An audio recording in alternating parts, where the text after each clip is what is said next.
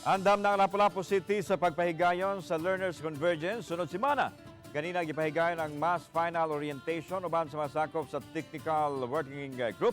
Matod ni DepEd 7 Regional Director Salustiano Jimenez, nasusi na usab nila ang tanang mga billeting areas sa mga delegado.